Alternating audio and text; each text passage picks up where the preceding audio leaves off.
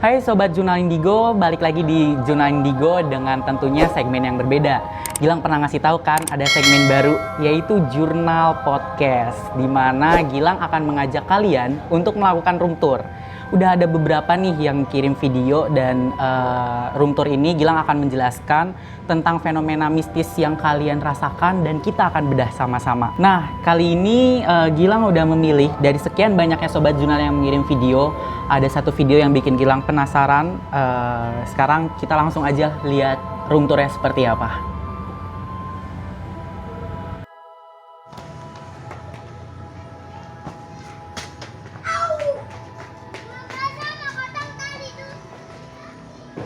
Ini ruangan tamunya ya.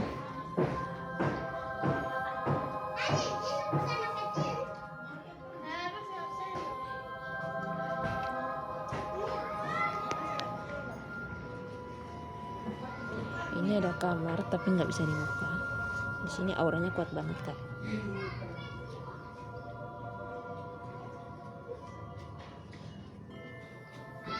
Jadi di sini ada 3 kamar. Ini dapur, toilet, dapur belakang. Nah, supaya bisa memvalidasi cerita, Gilang akan bertanya langsung sama pemilik dari videonya. Oke, kita sapa ya sekarang. Hey, siapa namanya nih? Boleh kenalan dulu nih sama Sobat Jurnal. Siapa? Hai, perkenalkan nama saya Dava. Saya dari Nusa Tenggara Timur, dari Kupang. Jauh ya. Oke, Dava, jadi aku udah Kayaknya satu-satunya deh. Jadi gini Dava, aku udah lihat nih kiriman video dari kamu. Oke, Dava agak terputus-putus ya. Iya lagi. Iya lagi angin di sini. Oke, jadi aku udah lihat video room tour nih dari kamu. Nah, kamu bisa cerita dulu nih ada kejadian apa sih yang pernah kamu alamin di rumah kamu? Oke Tagi. Jadi itu pertama rumah tua oma aku. Nah, di situ tuh karena rumah opa oma aku nih udah dari zaman dulu, zaman Belanda, sampai yang alami yang pertama. Banyak orang, termasuk aku juga sendiri, ngeliat ada orang menari di tengah malam di jam 12 ke atas. Itu tuh di setiap bulan sabit sama bulan purnama. Kalau istilah di Kupang sih meronggeng, aku nggak tahu bahasa ini, tapi di sini tuh menari meronggeng gitu.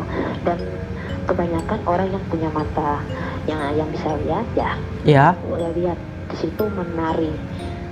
Terus om aku yang itu juga sempat sakit kayak, dan itu sakitnya tuh nggak masuk di logika di jam-jam tertentu. Kayak orang, kalau aku nggak tahu ya bahasanya, kayak orang santet gitu. Disantet gitu sakitnya. Ruang tengah yang kamar nomor 2 yang aku kasih tunjuk di video itu tuh ada kayak lukisan perempuan telanjang milik om aku pas di tembok gitu. Sosoknya? Dan itu pernah sekali mama aku masuk ke dalam.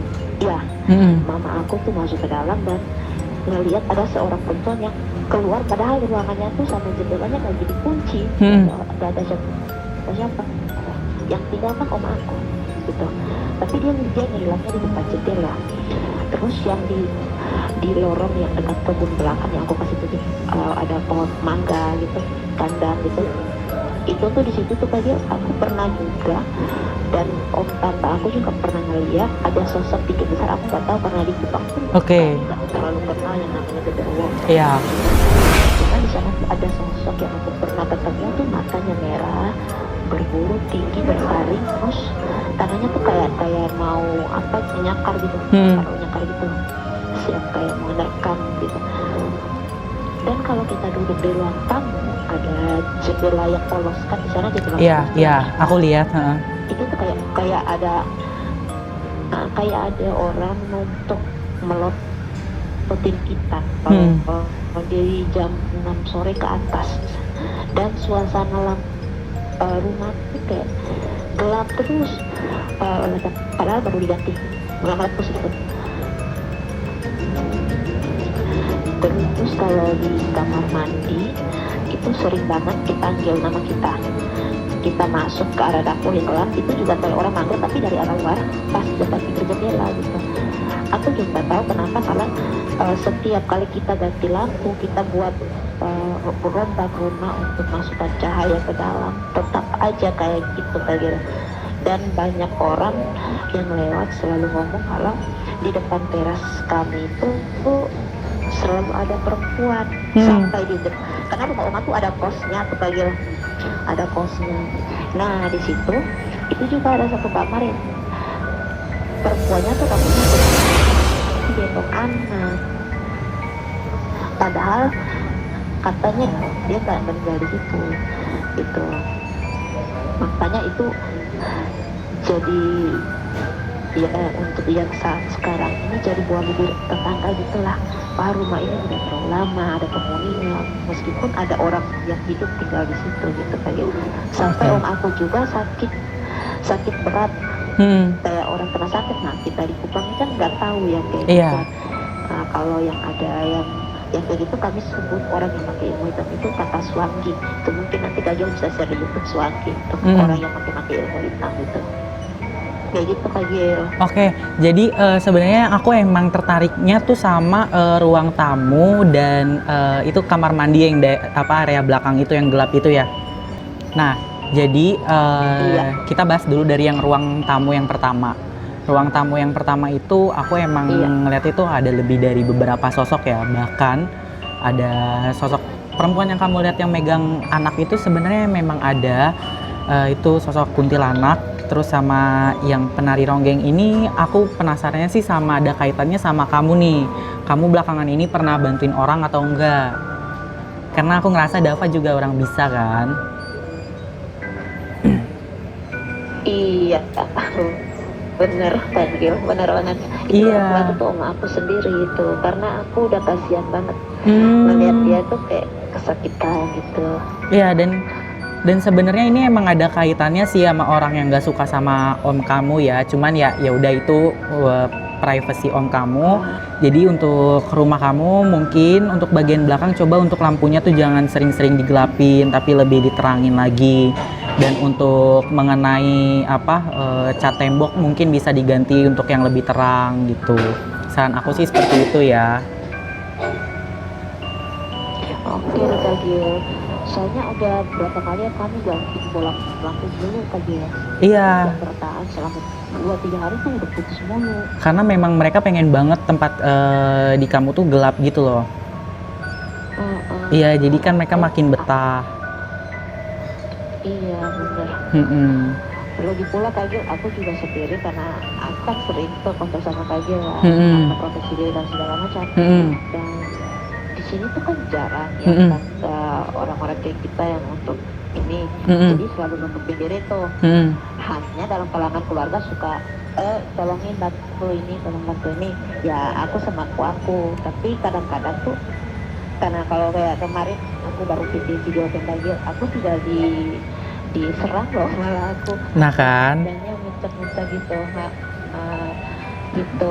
Tapi karena aku ini selalu menanam hal positif, oke aku mau bantu supaya rumah oma tuh bersih gitu. Karena cucu-cucu semua pada betah itu dia. Iya, nah ketika kamu melakukan menolong orang atau apa, kamu juga jangan lupa untuk membersihkan diri kamu sendiri. Karena takutnya ketika kamu menolong orang, makhluk-makhluk itu justru malah ngikut kamu, terus jadi banyak di rumah oma kamu yang sekarang gitu kan. Gitu. Jadi saran dari aku ya Dava, lebih baik pencahayaannya coba diterangin lagi, terus untuk cat tembok juga diganti warnanya, jangan warna gelap. Oke. Kan karena kita udah ngebahas tuntas nih ya, mulai dari sosok ada apa aja di sana, dan aku juga udah ngasih saran buat Dava mengenai penanganan rumahnya seperti apa. Jadi ya udah kalau gitu udah jelas ya Dava ya. Makasih ya Dava. Makasih sama-sama Kak Gira. Iya. Dah. Kak Gil. Nah, tadi Gilang juga udah kupas tuntas kalau rumahnya ini berkaitan dengan Dava sendiri. Karena Gilang lihat Dava adalah orang bisa, dan ketika menolong orang lain, Dava tidak membersihkannya. Jadi sosok-sosok lain kebawa ke rumah Dava, yang akhirnya dia ngebuat rumah dia sendiri menjadi berhantu. Nah, oke, jadi kali ini jurnal room tournya cukup sekian. Buat Sobat Jurnal jangan lupa subscribe, like, komen, dan share. Dan buat kalian yang rumahnya mau dibedah juga room tour, silahkan kirim video room tour sambil kalian bercerita hal-hal mistis. Kirim ke DM Instagram Jurnal Indigo atau ke email yang nanti ada di deskripsi YouTube. Kalau gitu, kita pembahasannya sampai sini dan sampai jumpa.